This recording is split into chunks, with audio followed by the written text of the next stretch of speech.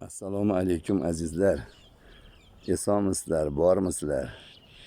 Mana yana sizlar bilan uchrashib turganimdan xursandman. Mana boqqa keldik, mana yoyov yuribmiz. Mana guruhimiz a'zolari yurishibdi. Hozir yana chiqib qolishlari mumkin bu yerga. Bu marojnaxona. Yoqda to'y bo'lyapti, to'y markazida. Mana havo juda yaxshi.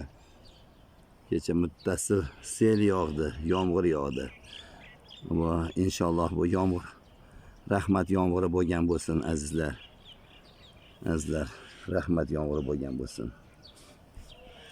Bir odam bor ekanda, hali odam yinani teshigidan o'sha masofadan turib 3-4 metr yina naryoqda bo'lsa, shunaqa bir ipni irg'atar ekan, ipni otganda yinani teshigidan o'tib ketar ekan. Hamma hayron bo'lar ekanda.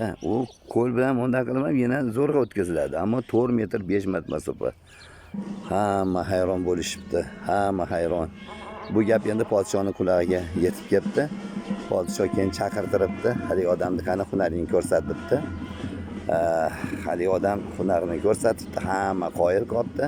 Shunda podshoh 100 tanga beribdi hali odamga va 10 dara urishdi buyuribdi.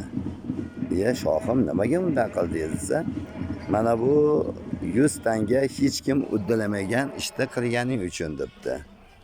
Mana bu 10 dara esa bekorga vaqtingni sarflagan uchun degan ekanda.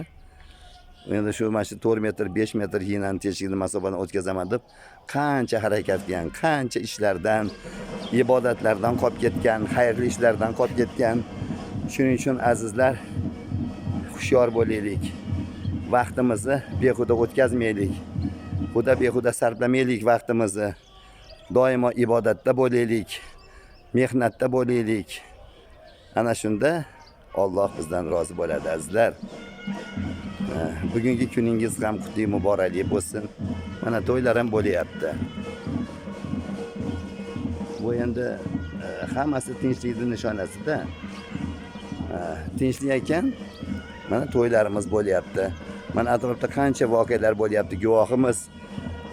Biz tinch diyorda yashayotganimizga shukr qilishimiz kerak azizlar. Shukr qilishimiz kerak. Nolimaylik.